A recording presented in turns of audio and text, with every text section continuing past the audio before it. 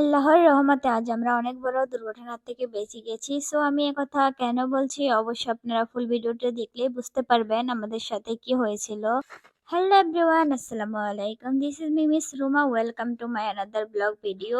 So আজকে আমার এই পছন্দের লাল বুগড়াটা পরে আমি ফুল রেডি হয়ে গিয়েছিলাম, আর এখানে আমি একটু ভিডিও ক্লিপ নিয়ে নিয়েছিলাম আপনাদের জন্য, আপনাদের সাথে শেয়ার করার জন্য।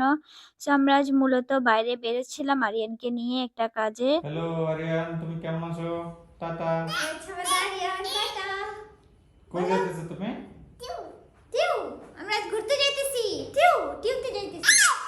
এই তুমি বেশি কথা বলো।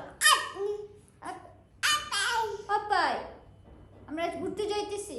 সো দেখতেই তো পাচ্ছেন আরিয়ান কতটা এক্সাইটেড। সে তো কোলে থাকবে না, সে এখনই ঘুরতে বের হবে। চলুন আর দেরি না করে এখনই যাওয়া যাক। আর এখানে আমি একটু ভিডিও ক্লিপ নিয়ে নিলাম, অবশ্যই জানাবেন আজকে আমাকে কেমন লাগছে। এ হচ্ছে আজকের আকাশের অবস্থা, প্রচুর খারাপ, অনবরত বৃষ্টি হচ্ছে আর অনেক বাতাস বাইরে।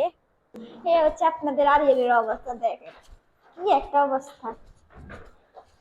বাইরে যাবে তা আবার কাঁধে চড়ে, বাবা ছাড়া কিচ্ছু বুঝে না। আর এই যে দেখুন বাইরের অবস্থা, প্রচুর বৃষ্টি হচ্ছিল। বৃষ্টির মধ্যে আমরা বেরিয়ে পড়েছিলাম। আমার তো পরে মনে হচ্ছিল যে আজকে না বেরোলে হয়তো ভালো হতো, কারণ এতটা পরিমাণে বৃষ্টি হচ্ছিল আর এতটা পরিমাণে ঠান্ডা বাতাস ছিল বাইরে। বাইরের অবস্থা দেখে আমার বারবার একটা কথাই মনে হচ্ছিল যে আজকে হয়তো আরিয়ানকে নিয়ে বের না হলে বেশি ভালো হতো, কারণ ও তো ছোট বাচ্চা, ওর যে কোনো সময় ঠান্ডা লেগে যেতে পারে। যাই হোক, আল্লাহর নাম নিয়ে তো আমরা ঘর থেকে বের হয়ে গেলাম। এরপর আমরা অনেকটা দূর চলে গিয়েছিলাম ঘর থেকে, আর তখনই আমাদের সাথে একটা দুর্ঘটনা ঘটে। এখানে আমাদের গাড়ির ওয়াইফারটা একটা হঠাৎ করে কাজ করা বন্ধ করে দিয়েছে, কেন জানি না, মনে হচ্ছিল ভেঙে গিয়েছে, কিন্তু আমরা সেটা পরে বুঝতে পারলাম যে ভেঙে যায়নি, এটা মূলত ছুটে গিয়েছে।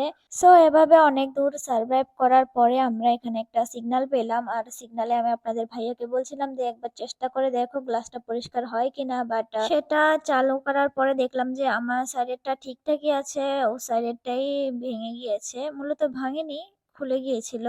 সো কি আর করার, তারপরে আমরা আমাদের গন্তব্যে পৌঁছে গিয়েছিলাম। ওখানেও বেশ কিছুক্ষণ আমরা ছিলাম। এরপরে বাইরে যেহেতু এত ঠান্ডা পড়েছিল, আমি আরিয়ানকে নিয়ে বেশিক্ষণ বাইরে থাকতে চাইনি। এরপর পরে আমরা চলে এসেছি বাড়িতে। আর আসার পরে আমি এখানে একটু ভিডিও ক্লিপ নিয়েছিলাম যে বাইরে এতটা ঠান্ডা, এতটা বাতাস হচ্ছিল যে আপনাদের সাথে একটু শেয়ার করি। যাই হোক, বাইরে বেশিক্ষণ দাঁড়ানোর মতো অবস্থা নেই, কারণ এতটা ঠান্ডা আর বাতাস হচ্ছিল, কি আর বলবো। তো চলুন রুমে যাওয়া যাক। এই যে এখানে হচ্ছে বাইরে থেকে আসার পর আমার অবস্থা, বাইরে এত ঠান্ডা যে কি বলবো, আমার পুরো হাত দুইটা একদম বরফ হয়ে গিয়েছিল। আমি সেগুলোই গরম করার চেষ্টা করেছিলাম। আজকের দিনটা অনেক খারাপ কাটিয়েছি আমরা, অনেক খারাপ কেটেছে, কি আর বলার। যাই হোক, এই যে আপনাদের আরিয়ান দেখেন ওর কি অবস্থা বাইরে থেকে আসার পর। ঠান্ডা কেমন? ঠান্ডা ঠান্ডা কেমন? ঠান্ডা ভালো না?